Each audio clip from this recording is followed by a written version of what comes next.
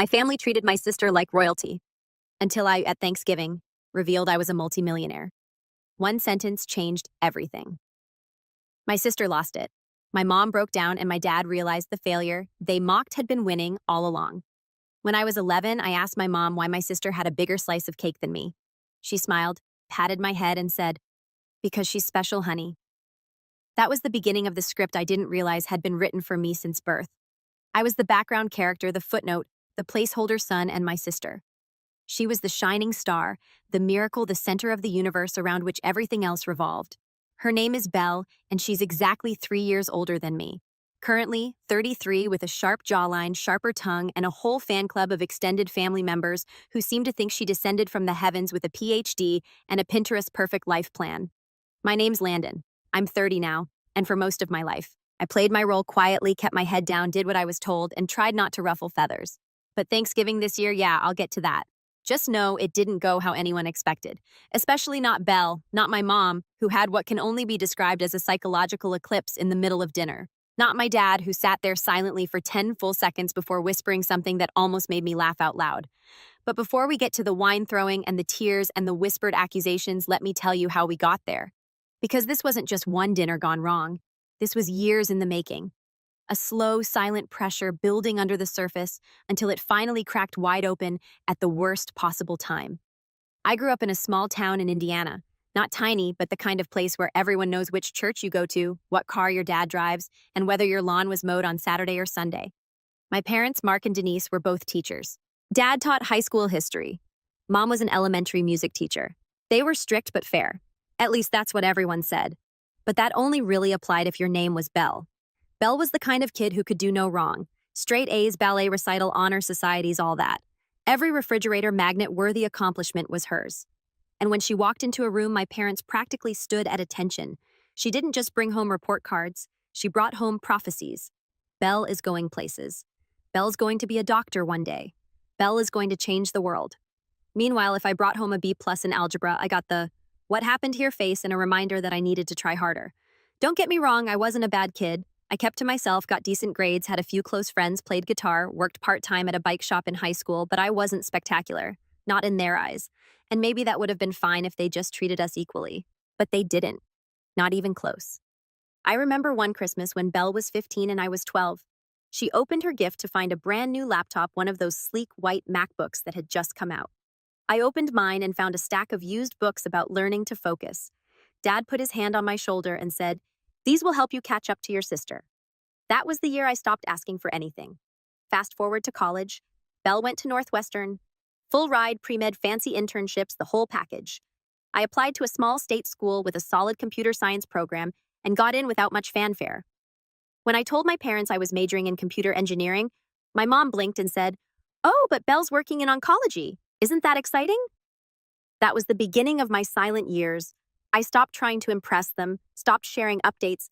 I didn't tell them when I got a research assistantship my junior year. I didn't tell them when I graduated with honors. I didn't even tell them when I moved to Seattle and landed my first six-figure job. They didn't ask and I didn't offer because deep down I already knew what they thought of me. But here's the thing. Sometimes being ignored gives you space to work, space to build, space to grow without interference. Over the years, I taught myself everything I could about machine learning, data architecture, and back-end systems. I joined a startup at 25 that got acquired 2 years later, took my payout, invested half of it, and built my own company from the ground up. We specialized in AI optimization for logistics firms. By the time I turned 29, I had 11 employees for major clients and a net worth just shy of $7.2 million. I lived in a modest condo, drove a used Lexus. I kept it quiet. I still called home sometimes, visited for holidays, played my part. "How's work?" they'd ask. "It's going well," I'd say. And then they'd immediately pivot to Belle's latest grant, or her fiancé, Dr. Daniel Whitman. Of course, who my mom kept referring to as our future son-in-law and an actual neurosurgeon. Isn't that incredible? I think I could have told them I was designing a spaceship and they'd still ask what color scrubs Belle wore. Now I need to say this. I didn't hate my sister. Not at first. She was just doing her thing and I was doing mine. But over time, things shifted. She got colder, smugger. Like she'd started to believe the press releases our parents wrote about her. At family gatherings, she'd say things like, "So Landon, are you still doing computers?" And when I'd say yes, she'd chuckle and say, "Well, hey, we need tech guys too." That tech guy comment really stuck with me, especially because she said it last Thanksgiving while swirling a glass of red wine and telling everyone how Daniel had been invited to speak at a symposium in Geneva. My parents clapped like seals. I just nodded, then went out to the porch and stayed there for most of the night. So this year, I decided to do something different. I didn't plan a grand reveal. I didn't buy a sports car or show up in a tux. I just told myself I wasn't going to hide anymore. I'd answer questions honestly. I'd speak up. I wouldn't downplay what I'd built. Not out of spite, not out of pride, just because I was tired of pretending I was still that 12-year-old with the self-help books. Thanksgiving was at my parents' house again. Belle and Daniel were already there when I arrived. She hugged me like she was greeting a distant relative and said, "Wow, you clean up nice." I was wearing a button-up and jeans, nothing fancy. Daniel shook my hand and gave me that firm, overcompensating squeeze that some men do when they want to remind you who's taller. Dinner started off fine, turkey, mashed potatoes, the usual. Mom had placed name cards this year for the first time ever. Belle at the head of the table, Daniel next to her. I was seated 2 spots down between Uncle Rick and the sideboard. I didn't mind. I'd been seated closer to the garage once. The first crack came when my cousin Ashley, who's 19 and majoring in graphic design, asked me what I did for work. I run a software company. I said, come casual. My mom jumped in. Oh, Landon does it support, I think. I paused. Not quite. I founded a company that builds AI tools for optimizing freight and logistics. We've got contracts with some major shipping firms. There was a beat of silence. Daniel raised an eyebrow. Like what kind of contracts? I smiled. Last quarter, we onboarded a client with an annual logistics spend of around $400 million. We helped them reduce waste and increase speed using predictive algorithms. It's been going well. My dad blinked. You never mentioned that before. I guess no one asked. Riel laughed. That's cute, Landon. You always did have a vivid imagination. Ashley leaned forward. Wait, are you serious? That sounds insane. I pulled out my phone, opened our website, and slid it over to her. Here, that's us. She scrolled, eyes widening. This is legit. That was the moment the temperature in the room changed. It was subtle, but I felt it like someone had turned the volume down on the Belle show for the first time in decades. My mom looked confused. My dad looked stunned. Belle looked annoyed. Not threatened yet, but definitely annoyed. Daniel just poured more wine. The questions started coming faster. Uncle Rick asked how many people I employed. Aunt Joan asked what city I lived in now. My parents didn't say much, but they kept glancing at each other like they were trying to do the math in their heads, and then Belle asked the question that finally cracked the mask. So Landon, be honest, how much do you actually make, like salary-wise? I paused. I could have laughed it off, dodged it, said something vague, but I didn't. Not this time. Last year, about $850,000 in salary and bonuses, but most of my wealth is in equity. Belle. Equity. I nodded. Company shares. I own 83% of the business. The silence that followed was loud. You could hear the clink of a fork on porcelain from across the room. And then my mom very softly said, "You're joking." I shook my head. Nope. And that was when things started to spiral. Belle leaned back in her chair, crossed her arms, and muttered, "That's ridiculous." My mom's eyes started to glisten. My dad looked at me like I just told him I was moving to Mars, but no one said anything else for a few seconds. Then Daniel chuckled, slow and condescending. Come on, man. If that were true, why are you living in a condo and driving a 10-year-old Lexus? I looked him in the eye. Because I don't need to prove anything. Belle snorted. Wow. So you've just been lying to everyone this whole time. That's when my mom stood up. Her voice cracked when she said, "You lied to us, Landon." And I just stared at her, stunned. Not at the words, but at how fast the script flipped. But before I could even respond, Belle grabbed her wine glass and threw it. The room froze. The wine glass didn't shatter. That's the first thing I remember, how it should have shattered. The kind of movie moment where it hits the floor and bursts into pieces. Red wine splashing everywhere like blood at a crime scene, but instead it bounced. It landed sideways on the carpet by the china cabinet, rolling lazily to a stop while the wine soaked deep into the fibers. My mother gasped like someone had died. My father stood up abruptly, chair scraping across the hardwood floor, his jaw twitching like he wanted to say something but couldn't figure out where to begin. Embrielle. She just sat there, arms crossed, breathing heavily through her nose like some self-righteous dragon who'd just torched a village and was waiting for applause. I can't believe this, my mom finally said, voice trembling. Why? Why would you hide something like this from us, Landon? That part still gets me.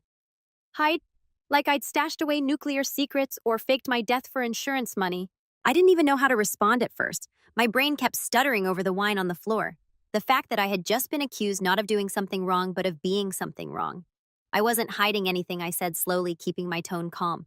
I just stopped trying to impress people who didn't want to listen. Dad scoffed. That's not fair. I looked at him. Isn't it? He opened his mouth closed. It looked at Belle like she might help him form a sentence, and then sat back down heavily. He didn't say another word for 5 straight minutes. Meanwhile, my mom turned her attention back to me, visibly trying to compose herself. She smoothed down the front of her sweater like that would help settle her nerves. Landon, sweetheart, you have to understand how this looks. We're your parents. We should have known. You should have told us. You never asked, I repeated. We assumed you were doing okay. We didn't expect this. She gestured vaguely toward me like I was wearing a crown I didn't deserve. It's just a lot to take in. I could feel every eye at the table flicking back and forth between me and her like a tennis match. Cousin Ashley had gone quiet, her fork suspended midair. Uncle Rick was chewing mechanically, pretending to be invisible. Even Daniel looked like he didn't quite know which team he was supposed to be on. Belle broke the silence again. You always had a chip on your shoulder, Landon. Honestly, this explains so much. Excuse me. She leaned forward, wine-stained lips curling into a smirk. You've always been resentful. I could feel it every time we were in the same room. You didn't like being the underachiever, and now what, this whole millionaire tech genius thing is supposed to make up for it. That did it. I looked at her dead in the eye and said, No, Belle, this isn't about you. She laughed, full-on laughed. Oh, please, of course it is. You had to make a scene. Had to steal the spotlight. Thanksgiving of all times. I didn't steal anything.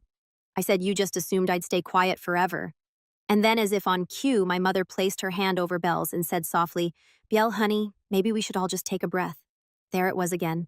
That quiet gesture of comfort, that subtle alignment of sides. No one comforted me when the wine was thrown. No one asked if I was okay. They instinctively moved to protect her. Something in me cracked. I stood up slowly and picked up my plate. I think I'll eat in the living room. My mom blinked. Don't be dramatic. I'm not. I'm just done pretending this is normal. I walked out without waiting for a response. The silence that followed me was heavier than the food in my hand. In the living room, I sat down on the couch and started cutting into my turkey. My hands were steady, but my jaw was clenched so tight I could hear it clicking. A few minutes later, someone sat beside me. I expected Ashley or maybe one of the aunts. It was Daniel. Hey, he said casually. I didn't look up. Hey, he cleared his throat. So you really built all that yourself? I finally turned toward him. Yeah, what? He gave a lopsided shrug. Just surprised, that's all. I always figured Belle was the overachiever in the family. She is, at least that's the official story. He chuckled like we were two guys swapping stories over beers. Man, she's gonna lose it over this. She already did. He tilted his head toward the dining room. You know she's in there telling them you probably faked all of it, right? That this is some long game to make her look bad. I froze mid-bite. Of course she is.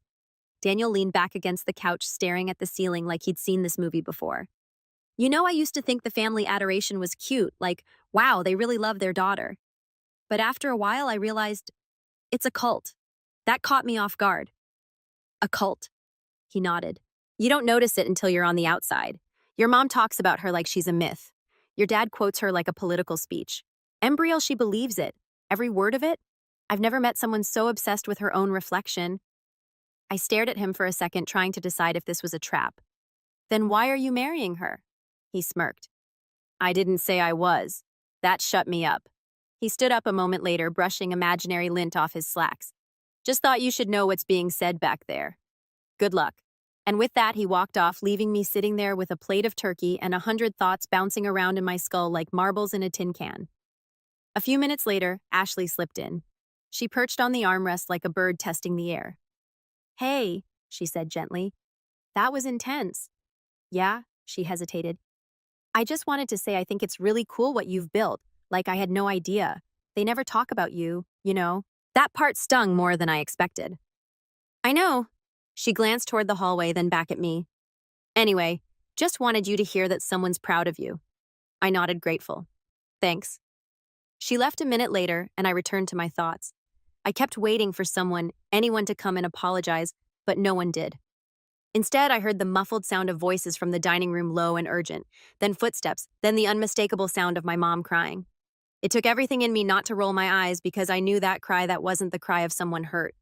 It was the cry of someone cornered, of someone trying to summon sympathy before the narrative slipped out of her control. And sure enough, not 5 minutes later, my dad came in. He didn't sit down, just stood there awkwardly like a substitute teacher about to give a lecture he didn't write. "Son," he began, "I think it's time we had a serious conversation. Here we go." I placed my plate down on the coffee table and leaned back, arms crossed. "All right." He scratched the back of his neck. "This whole situation, it's caught us off guard. And I get it. You've been working hard. That's great. Really, but the way this all came out, it was aggressive, disrespectful. Your mom's really shaken up. She's shaken up because I told the truth." "No," he said quickly. "She's shaken up because it felt like a betrayal." I actually laughed. "A betrayal. You kept this part of your life hidden from us and then just dropped it on Thanksgiving like a grenade. That's not fair, Landon. You know what's not fair? Spending 30 years being treated like a backup plan while Belle got a standing ovation for breathing." His expression hardened. "That's not true." "Yes, it is," I said, voice rising. "Every birthday, every graduation, every family dinner, she was the main event, and I was the intermission." He looked genuinely stunned, like he'd never even considered it before. Like the idea that their golden child narrative had collateral damage was brand new information. "I'm not asking you to rewrite the past," I said, quieter now. "I'm just asking you to stop acting like I owe you guilt for doing something right." He stared at me for a long moment, then gave a tight nod. "We'll talk more later." And just like that, he turned and walked away. No apology, no acknowledgement, just a retreat. By the time I went back to the dining room, dessert had been served. Pumpkin pie, whipped cream, coffee. No one looked at me, not even Belle. She sat stiffly, red-eyed and silent, like she was mourning a tragedy no one else could see. I took my seat quietly and reached for a slice. As I lifted my fork, my mom finally broke the silence. "Well, I hope you're happy." I paused mid-bite. "Excuse me. You've humiliated your sister. You've embarrassed this family. And for what, to brag?" I put the fork down. There it was. The final script rewrite, the last pivot. I was no longer the disappointment. I was the villain. And I knew right then and there that something fundamental had shifted. Something that couldn't be undone with polite smiles or obligatory phone calls. This wasn't just about a Thanksgiving dinner anymore. This was about the truth finally stepping into the light and the people who couldn't bear to see it. But I wasn't done yet. Not even close. I didn't sleep that night.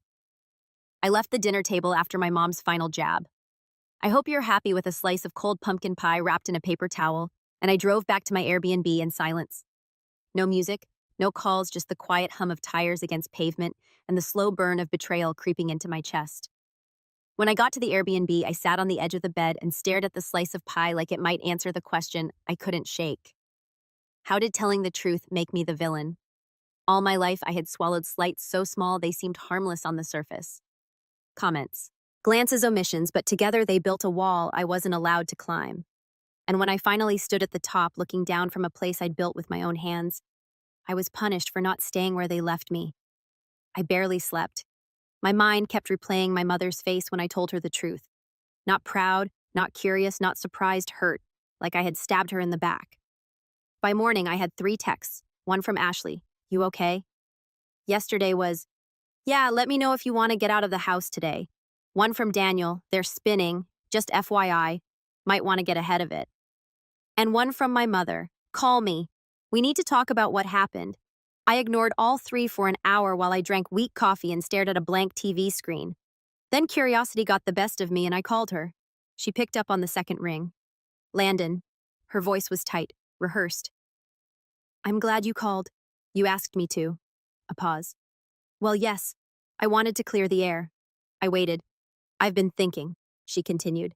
"And I realized things got out of hand yesterday. Emotions were high, but your sister is still processing everything, and so are we. This was a lot to take in, I noticed." She ignored the tone. "We've always wanted the best for you.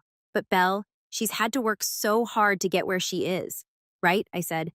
"And I haven't." "You know that's not what I meant." "It's exactly what you meant, Mom. That's always what you've meant." Another pause. I could hear her breathing through her nose like she used to when she was annoyed I hadn't emptied the dishwasher. "I think it would be a good idea," she said finally, "if you apologize to your sister." That actually made me laugh. "You're kidding. She's devastated. You humiliated her in front of the entire family. You ambushed us, Landon." I sat there in stunned silence for a few seconds. "You think I planned that?" Well, she hesitated. "It certainly felt like a performance. A performance would have involved fireworks and a saxophone solo. I answered a question. Honestly, you showed off, she snapped, finally dropping the gentle tone. You made her feel small on purpose. You embarrassed her. I could feel something inside me twisting. Not rage, not yet, but a slow tightening coil of clarity. Mom, I said, voice low, you do realize that she threw wine at me, right? That she insulted me, that you accused me of lying. But somehow you're more upset that people stopped clapping for her for 5 minutes. She didn't respond. I'm not apologizing for being successful, I said. And I'm definitely not apologizing for your discomfort. She exhaled sharply. Then I don't know what else there is to say. Maybe nothing. And I hung up. That was the moment something snapped in me. Not out of anger, but resolve. For the first time, I saw the situation not as a wounded son desperate for approval, but as a man realizing he didn't owe anyone anything anymore. But the betrayal didn't end there. 2 days later, I got a text from Daniel. Just 3 words. Check your email. I did. And what I saw made my stomach drop. Attached was a forwarded thread from Belle's email. It had been sent to several people in the family, Uncle Rick, Aunt Joan, even Grandma Karen. The subject line concerning Landon's claims. The email was several paragraphs long. I read it 3 times just to make sure I wasn't misunderstanding.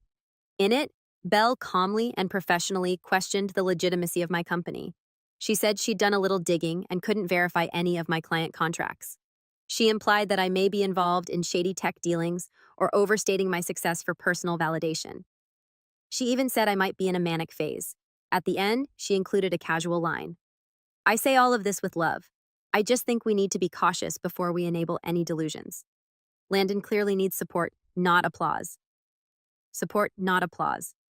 I sat there stunned, not because she doubted me, but because she was trying to make everyone else doubt me too. And it worked. Within hours, I got 2 more emails. One from Aunt Joan asking if I'd exaggerated my story, and one from my mom, Landon. Your sister showed me the emails. I'm not sure what's going on, but I think you need help. We love you, but we're worried. Let us in. That one broke me. Let us in. Where had they been when I was a teenager building code in my bedroom because I had no one to talk to? Where were they when I got my first patent approved or when I landed my first client? Let us in. They had never even knocked. I called Daniel.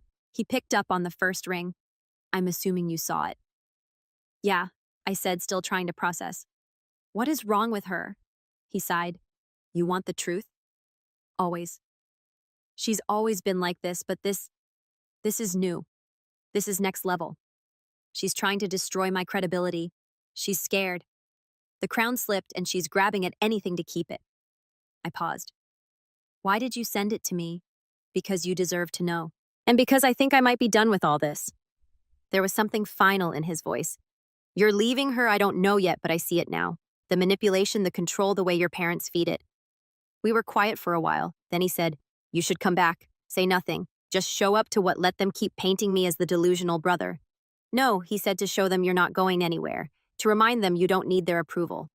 I didn't respond, but the idea planted itself like a seed. The next day, I went back to my parents' house. I didn't call ahead. I just knocked on the door around 3 p.m., wearing jeans and a black coat holding a thick folder in my hand. My mom answered, surprised. Landon, are you all right? I'd like to talk, I said, stepping inside. She hesitated, then nodded. Of course, Dad was in the living room. Belle was on the couch with a cup of tea and a smug expression that faltered the moment she saw the folder in my hand. Good, she said, setting her cup down. I'm glad you came. We really need to discuss. No, I interrupted. I need to say something. They all froze. I sat down across from them and placed the folder on the table. Slowly, deliberately, I opened it and began laying out documents. Company registration, bank statements, a redacted client contract, the most recent valuation letter from our accountant shareholder, breakdowns, tax filings, photos from the last investor meeting. Then I opened my laptop and played a short 2-minute clip from a conference I'd spoken at a few months ago in San Diego. I was on stage fielding questions about neural network scalability. When it ended, I looked at them. I didn't want to do this, I said. I didn't want to prove anything, but since someone decided to smear me behind my back, I figured it was time to bring receipts. My dad's face was unreadable. My mom looked like someone had unplugged her brain. And Belle's expression twisted into something bitter and unfamiliar. I never meant to smear you, she said, voice trembling. You accused me of being mentally unstable, I said. You sent emails to the entire family saying I fabricated everything. I was just worried she snapped. You ambushed us. You lied. I never lied. I said louder now. I just stopped telling you things because you didn't care. And now that I've built something real, something bigger than anything you imagined for me, you're trying to tear it down because it doesn't fit the story you wrote. You're twisting this, she said, standing now. You think you're so perfect. You think just because you made some money, it's not about money, I interrupted. It's about respect, about finally being seen. And you, all of you, can't handle the fact that I did it without you. My mom stepped forward as if to calm things, but I raised a hand. No, I'm not here for a group hug. I'm here to set the record straight. I packed up the folder, slid the laptop back into my bag, and stood. For the last time, I said, looking Belle dead in the eye, I'm not your shadow, and I never was. Then I walked out, and for the first time in my life, I didn't feel like I owed anyone an explanation. I wasn't running away from the family I grew up with. I was walking toward the man I had become. I thought walking out of that house would feel like closure, that I'd finally get to slam the door shut on decades of second place and sit with the satisfaction of having stood my ground. But the truth is, I didn't feel victorious. I felt hollow, like I just lit a match in a room full of my childhood memories and watched them all go up in smoke. The silence that followed my exit was deafening. No one chased after me. No one called out my name. No apology, no acknowledgement, just the sound of the door quietly closing behind me as I stepped into the crisp Indiana air and walked to my car. When I pulled out of the driveway, I didn't know where I was going. I just drove through the neighborhoods I used to bike through as a kid, past the library, where I'd first taught myself to code on their ancient humming computers down the street, where Belle once won a community science fair for building a vinegar and baking soda volcano that our mom talked about for 6 straight months. Past the diner where we used to go for pancakes after Sunday church, where Belle would get an extra scoop of whipped cream and I'd be told, you can have more once you finish what's on your plate. Every landmark felt tainted, like I was walking through a museum curated by someone who had written me out of the script entirely. I finally stopped at a park empty except for a squirrel tearing into a discarded sandwich wrapper near a bench. I sat down, letting the wind bite through my coat, and tried to think, but there was nothing left to think about, only feel. And I felt tired, not just physically, but deep in the bone exhausted. I had fought so hard to become someone worth noticing. And in the moment where it finally mattered, when I pulled back the curtain and showed them what I'd built, they didn't see me. They saw a threat to their story. And stories, especially family ones, don't change easily. It would have been easier if they had just stayed quiet. But they didn't, because the next morning, it got worse. A new email from my mom. The subject line, Landon, we need to discuss boundaries. I opened it with shaking hands. I don't know why I thought even for a second it might be an olive branch. It wasn't. She wrote that she and my father had talked it over and decided that my presence at Christmas might be too disruptive this year. That my outburst had created tension in the family. That was still recovering emotionally. That maybe some space would be healthier for everyone. Space like I was radioactive. Like I hadn't just spent the last decade sacrificing sleep and sanity to build something meaningful while they were too busy clapping for someone else's success to even ask how I was doing. I closed the email without responding. Then I shut my laptop. Then I sat there in the Airbnb kitchen with my hands pressed to my face, and for the first time in years I cried. Not big sobs, not cinematic tears streaming down my face, just quiet, tight-chested grief. The kind that leaks out in slow drops and tastes like mourning, because that's what it was. I wasn't mourning a person. I was mourning the idea of a family one I'd spent years pretending I was a part of, one that had never really been mine. And it hit me in that moment that I had spent my whole life trying to earn their respect, and maybe I never would. I stayed in Indiana longer than planned. I had originally booked the Airbnb for 4 days. I extended it to 10. I didn't go out, didn't see friends, didn't even answer most texts. Ashley checked in a few times and I sent her polite responses. Daniel texted once more, just a thumbs up emoji and the words, saw the fallout. Good for you. But I didn't reply. I wasn't angry. Not anymore. I was just done, emotionally fried. And more than that, I was ashamed. Not of who I was, but of how long I'd let them decide who that was supposed to be. I ordered in food. I binged mindless shows I'd already seen. I read a book on leadership I couldn't absorb. I told myself I was relaxing, but I wasn't. I was grieving quietly alone.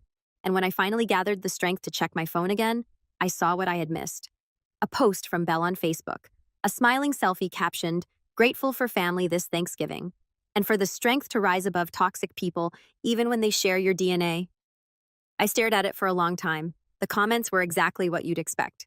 "You're so strong, Bree. Ignore the haters. You shine no matter what. They're just jealous of your success. Family isn't always blood. Stay close to the ones who support you." I didn't respond. I didn't need to, because that post told me everything I needed to know. She wasn't just rewriting the narrative, she was weaponizing it. I was now the toxic brother, the ungrateful one, the liar, the dramatic embarrassment who tried to overshadow her at Thanksgiving. And everyone was buying it, or at least everyone who mattered in that insular little family bubble. It was almost funny. All this time, I'd worked in silence, built a life, made something real. And in one weekend, my own family decided that reality was less believable than Belle's version of events. And worse, they preferred hers. It wasn't just that they didn't believe me, it's that they wanted not to, because if I was telling the truth, then what did that say about them? It was easier to cast me as the unstable one, the outburst, the black sheep, because then they didn't have to face the years of neglect, the favoritism, the quiet cruelty they swore was just normal parenting. I could have fought back. I had proof. I had money. I had a bigger platform than they knew. But I didn't, because in that moment I realized something I'd been too hurt to see before. You don't win by proving them wrong. You win by walking away. And so that's what I started doing. Quietly, one step at a time, I canceled the auto-renewal on the Family Cloud photo account I'd been paying for. I unfollowed Belle on every platform. I turned off email notifications from my mother. I blocked my father's number, not out of rage, but because I knew he wouldn't call anyway, and I didn't want to keep looking at the silence. Then I opened a spreadsheet, and I started making a plan. Not a revenge plan, not yet, but a life plan. One that didn't orbit them. One where the center of my universe wasn't the hope of getting invited to Christmas or the pathetic thrill of a half-hearted, "we're proud of you." No, I was done waiting for their applause. And as I stared at the blinking cursor in the spreadsheet, I realized something that sent a chill down my spine. They had no idea what I was really capable of. They thought the success I'd shared was the climax, but it wasn't. It was just the prologue. I left Indiana in the middle of a snowstorm. Not metaphorically, an actual heavy blizzard-style whiteout that swept across the state 2 days before my Airbnb reservation ended. It was like the universe wanted to put a final period on my time there to make it as cold and brutal on the outside as it had been on the inside. I packed my bags, loaded my laptop and files into the back seat, and started the long drive to Chicago where my flight home waited. The roads were slick, the radio was low, and I drove mostly in silence. But in that silence, something strange happened. I wasn't angry anymore. I wasn't hurt. I wasn't trying to rehearse a speech in my head or imagine a gotcha moment that would turn the family tide. I felt light, like I'd finally stopped dragging a wagon full of bricks behind me.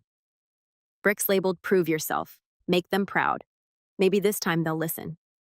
It was over. Not because I had lost, but because I had finally stopped playing. And that's when the rise truly began. Not with some dramatic viral post or revenge scheme, but with the peace that came from letting go. The silence wasn't empty anymore. It was full of space. My space. And I was going to build something new in it. Back in Seattle, my condo felt like stepping into an alternate life. Like I had passed through a mirror and returned to a world that hadn't changed while I had completely transformed. The plants in my windowsill were still alive barely. My neighbor's cat still patrolled the hallway like he paid rent. My startup Slack channel still pinged with deadlines and bugs and inside jokes. But I wasn't the same Landon who left for Indiana. Not anymore. First thing I did was schedule an all-hands meeting with my team. I logged in, turned on my camera, and saw all the familiar faces pop up. Julia from marketing, Aaron from sales, Raj from product, and 3 of the original devs who had helped me build the backbone of the company from scratch. And when they all settled in waiting for me to talk, I didn't give them the usual weekly update. I gave them a story. I told them about Thanksgiving. I told them without naming names about being treated like an afterthought my whole life, about building in silence, about the moment I finally spoke the truth and what happened next. And then I said I want this company to be a place where no one ever has to shrink themselves to survive, where no one ever feels like their story has to be watered down so someone else can feel bigger. No one said anything at first. Then Julia smiled and said, "Well, damn, that's the best Monday kickoff I've ever heard." Raj clapped. Aaron typed in the chat, "Landon main character energy." That meeting changed the tone of everything. Over the next few months, we didn't just grow, we exploded. We closed 2 new clients in Q1. Both of them referred through connections who had seen our work online. One of our use case demo videos went semi-viral on LinkedIn, and we started getting attention from venture funds. I did 2 podcast interviews and 1 TED-style conference talk. And for the first time, I didn't downplay our success. I didn't act like we were just a small shop because we weren't. We were making waves in one of the most competitive tech spaces in the country, and I was the one at the helm. With growth came money, more than I'd ever really known what to do with.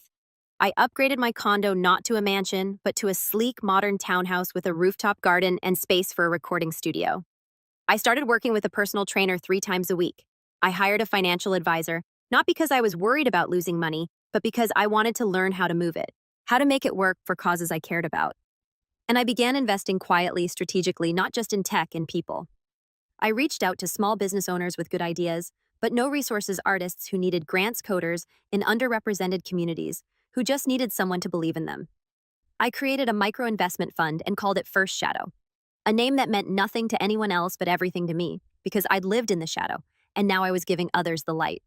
A few weeks after launch, I got an email from Ashley. Subject line, have you seen this? Attached was a screenshot of a Facebook thread. A family cousin had posted about exciting career opportunities in the tech field, and someone in the comments had said, "You should talk to Landon. I heard he's doing something huge out in Seattle." Underneath that, a comment from my mother. "Let's not exaggerate. He's always been a bit theatrical." That one stung. Not because it was shocking, but because it was expected. That's who she'd always be, who they'd all always be. And I wasn't going to change it, but I didn't have to anymore. Because for every one of them, there were 10 others now. People who saw me, respected me, believed in me. I was building something bigger than a company, bigger than revenge. I was building legacy. The next milestone came 6 months after Thanksgiving. A major logistics firm, one of the top 5 in the country, signed a 7-figure deal with us. I flew out personally to finalize it. At the signing table, their CEO looked at me and said, "I have to admit, when your name came across my desk, I thought you were older." "I get that a lot," I said. "What you've built is impressive," she added, "and fast. Where do you learn to do all this?" I smiled. "In a quiet house," I said with a lot of time to think. She didn't ask more, just nodded. Sometimes the people who get you don't need the full story. A week later, I got a call from Daniel. We hadn't spoken in months. I answered, unsure of what I'd hear. "Hey, he said we never really finished our last conversation." I said nothing, letting the silence carry the weight. "She knows," he continued. "She knows I'm done. You left, packed up, and moved out 3 weeks ago. She's still telling people I'm just taking space to find myself, but I filed the paperwork already. I didn't know what to say." You let out a breath. "She's unraveling, Landon. Not just about the relationship, about you." "What do you mean? She keeps bringing you up, asking why you get attention now, why everyone's talking about you. It's eating her alive." "That's not what I wanted," I said quietly. "I know," he replied, "but it's what happened." I didn't ask how the rest of the family took the breakup. I didn't care. I only asked one thing. "Do you regret it?" He paused. "No," he said. "Not anymore." It was around that time I started getting media attention. Nothing huge, just mid-tier tech blogs and a few industry newsletters. But one story really caught fire. It was titled "The Quiet Millionaire Who Built a Logistics Empire Without a Whiff of Silicon Valley." It told the story of a soft-spoken founder who built a multi-million-dollar AI company without venture capital, without legacy family support, and without the noise of self-promotion. It talked about First Shadow, about how I was investing in others, about how I believed in building something real, not just something loud. The story went viral in a way I wasn't expecting. New followers, new connections, invitations to panels, podcasts, summits. People love the idea of a quiet disruptor. And while I appreciated the attention, I didn't need it because I knew the truth. I hadn't done any of this for the spotlight. I did it to stop shrinking. And now there was no going back. Of all the ways the story could have ended, I never thought it would be a wedding invitation that pulled me back in. It arrived in the mail one morning, tucked between a property tax notice and a flyer for luxury tile installation. I didn't recognize the envelope at first. Gold trim, heavy cardstock, my name written in a perfectly rehearsed script that tried too hard to look handwritten. Inside was a save-the-date card for Belle and Daniel's wedding, June 14th, 4 p.m., Heritage Ridge Country Club. I sat there in my kitchen, coffee still steaming beside me, and just stared at it. She was actually doing it after everything. After the Thanksgiving wine, throwing the smear emails, the quiet character assassination, the breakup Daniel himself had told me about, she was pretending like none of it happened. And then I looked closer at the card. It wasn't just a standard wedding invite, it was a showcase. There was a full-blown insert listing the venue, dress code, registry links, charity donation options, and even a QR code that opened a digital memory book with their engagement story, which for the record was a lie. I remembered the real story. She told it over Thanksgiving dinner last year, and it didn't involve any of the poetic lines she'd now written into her fairy tale. But what Kamaya, most of all, a list of featured speakers. There were 3 names. One was her college mentor, one was a close friend from med school, and the third, Mark Thorne, father of the bride toastmaster. No mention of me, not as a guest speaker, not even as a groomsman, just my name on the invite tucked in with 120 other guests. And knowing Belle, that meant I was a seat filler, a prop another pair of clapping hands in the audience, while she played the starring role in her curated Cinderella moment. But here's what Belle didn't know. I had already started my revenge. Not the screaming kind, not the petty obvious kind, but the kind that moves quietly in the background like a chess player, sacrificing pawns for positioning. And by the time that wedding came around, checkmate would already be in motion. It started with a question, not how to get revenge, but why. What did I want? A dramatic confrontation, a public takedown. No, what I wanted was simpler than that. I wanted truth. I wanted her to feel in front of every person who ever praised her. The same sting I felt sitting at Thanksgiving year after year hearing my own accomplishments treated like background noise. I wanted her perfect image to crack, not through force but through reality. And reality, as it turned out, was on my side because Daniel had told me something months ago that I hadn't forgotten. She's unraveling. So I started looking, not stalking, just observing. Every public post, every tagged photo, every professional profile, every small inconsistency between what she said and what was actually there. And it didn't take long before I found it. A discrepancy in her medical board certification. Now let me be clear. I wasn't digging through private files. This was all public information. But her LinkedIn claimed she was board certified in neurology. Yet the official state licensing board said she was still pending completion of her final specialization hours. In other words, she jumped the gun. And in the medical world, that's a big deal. Especially when your wedding is being framed as a networking gala with half the guest list made up of hospital executives and donors. It wasn't fraud, not legally, but it was definitely a lie, a calculated one. And it gave me exactly the thread I needed to start pulling.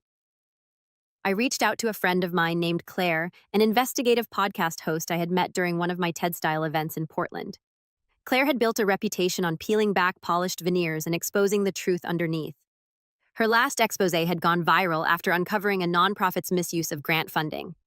I told her about Belle, about the disparity in credentials, about the way she carefully sculpted her image for maximum applause. Claire was intrigued but cautious. "She's not running for office," she said.